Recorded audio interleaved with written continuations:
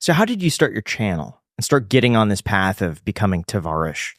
So I became an automotive journalist. I wrote with a company called Jalopnik. And Jalopnik, for those people that don't know, is it's a car blog. I mean, it was one of the biggest car blogs on earth. Now I think it's kind of a shell of its former self. But we had a lot of people. We had Tyler Hoover. We had Doug DeMuro. Like a lot of people that are prominent in the automotive space now started in Jalopnik. That gave me a really big jumping off point, because not only did they pay me I wasn't paid a lot, but they paid me something to learn how audiences work, and like big audiences. I remember having an article do 100,000 views, and I'm like, oh my God. And you have comments there. So you have like instant feedback to what people actually think, and you can interact with people. And it was such a big, like eureka moment of like, okay, now I can command an audience. And then, I want to see how people can actually digest my content without me having to guess. And what was the first video that you made on YouTube that really started taking off? Well, the first YouTube video was of the Aston Martin that I had. Actually, it's sitting right above you right there. And it was the Aston Martin that I bought from Doug DeMuro. And the video I had was the things in this Aston Martin that weren't made by Aston Martin. So I had like the key fob that was like a leather wrap key fob, but I cut out the key fob and like the back of the key fob. And then if you lift up the flap, it says Volvo. And like it's just such a thinly veiled thing. Like they just put a piece of leather over it just so it doesn't say Volvo. But then it's like a bunch of other stuff in the car. It's like a parts bin car. So you have parts from Jaguar, Ford, and the stock is like from a Ford Taurus. It costs $20. The mirrors are like from a Volvo S60. Things like that. And I think that video got like 1 million views. And I'm like, oh my God, this was crazy. But that was the first time I thought, okay, well maybe there's something in it for me that I can, because I can replicate this. Because this was all my car, my take, and my idea for, making a video. So I'm like, maybe I have more ideas that can actually, make sense like this. How did you afford an Aston Martin from Doug DeMuro? So that car was $36,000, and I saved up. Actually went to my parents' place. I was there yesterday in New Jersey. And in my room, my childhood room, was a board. On one side of it, it says like SEO strategy or whatever. So I was trying to do some like website SEO stuff for a company that I was working with. And then in one corner, it says Vantage by 2014. And I did that in 2010. And that was my goal for 4 years. And I was like, I don't care what I'm doing. I live with my parents, but I want an Aston Martin V8 Vantage in 4 years. And I think I bought that in like 2015 or 2016. So I was like 1 or 2 years late, but whatever. So I bought that. And I remember Doug buying that car, and he bought it for like $40,000. And it was his Doug car. And every Doug car that he had, I knew that in a year he would sell, because he was like, okay, I'm going to tell you how much it depreciated, how much money I lost. And I told him, you're going to be able to, depreciate this and do whatever you need to do. I want to be the one that buys it off of you in a year. And he says, okay. I had no idea how much I was going to make that kind of money, because I was making like no money. I was like, I was doing automotive journalism. So I was making $50 an article, but I scrimped and saved, and I got all the money together, and I went to Philadelphia and I bought that car. So, I mean, that was one of the things that like I was laser focused on, and I got it done. And it was like a very real, testament to like, if I work really hard, then maybe my dreams can come true. Did you buy it cash, or did you get a loan on that? Cash. The only loan I've ever taken out on a car is for that P1. Wow. I've never had a loan on any other car. Was it hard to get a loan on a completely destroyed vehicle? No.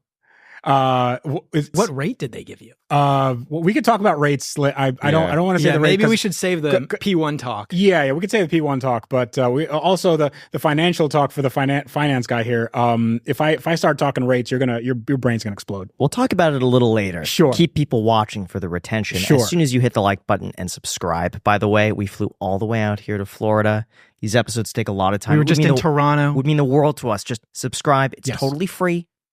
And check out our sponsors. They make it possible. They make it possible. So, okay, for this Aston Martin, you made that video, it got 1 million or so views. Yeah. That probably made you a few $1,000s in AdSense then. Oh, no, because I had no idea what a good AdSense strategy was. You weren't putting mid-rolls or anything in? I had no idea what any of that was.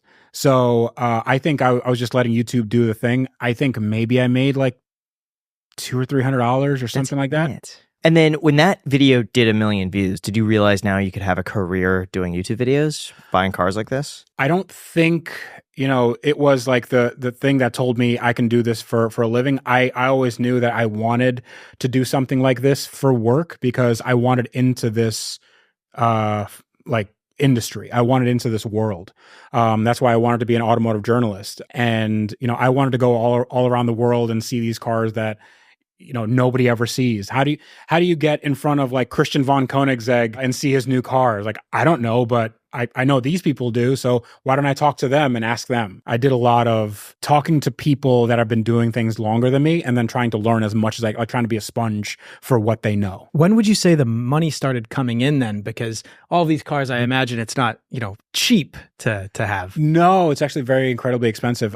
So the money started coming in once I got my Lamborghini, sounds, like there should be one before once the other. I got my Lamborghini, that's when the money, it sounds like a small loan of $1 million. Yeah. No. So I actually had to sell my Aston Martin. I sold it for exactly what I bought it for, $36,000 to my friend Gregson at Shifting Lanes. And because I had a little bit of money saved up, I put that money and my saved up money and bought a $64,000 Lamborghini Gallardo Spider.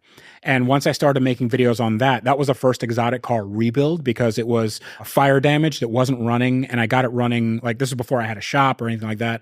I did it all in my 2-car garage about 10 minutes from here. And then people started watching and my channel exploded. Like it went from 150,000 subscribers to like 500,000 in like 3 months. And I know a lot of people were taking note of that. So I think that year and the year after, a lot of other YouTubers were like, oh, I got this car from Copart and I got this and I got this. And like it's all these exotic car rebuilds. And now all you see are people trying to one up each other and getting like the next crazy build. And like this car hit a house and exploded and, it's on fire for 72 years. And then, they try to rebuild stuff like that. I don't want to say I started it, but it was definitely one of the projects that made that sort of more of a household name. Yeah. How did you afford a Lamborghini though? I mean, 64 grand. Yeah. Well, just with, I had some money saved up. Okay. And then just with the 36 grand. So that's, again, I don't spend any money on myself. I wear the same clothes that I always wear. I get cheap t-shirts. Don't really go. I mean, the only thing I spend money on now is cars and vacations. Back then, I couldn't afford vacations, so it's like I spent all my money on cars. Yeah. So if I would have went broke doing the car thing, then it's just a business thing anyway. So I want to see, worst case scenario, if I bought this car and it just didn't, like I couldn't get it started or whatever, I can still make some money back selling it for parts. I can at least get what I've got out of it. Or if I, lost $5,000 or $10,000, that's fine for the gamble. Yeah. So you were pretty calculated in terms of your purchase. Very slightly calculated. It's more of a like, I have a brain and I know how my brain works and I will fixate on something until I get something to work.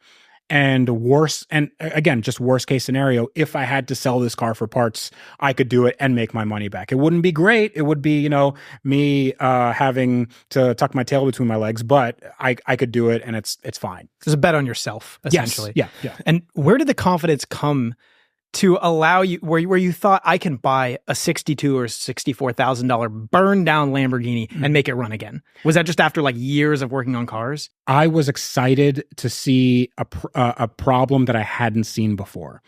I really like solving problems. I like solving problems that nobody has solved before.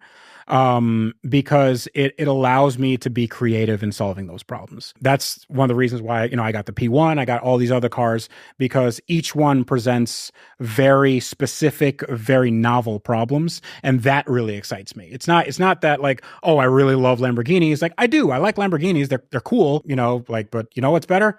knowledge. So there we go. yeah, there you go.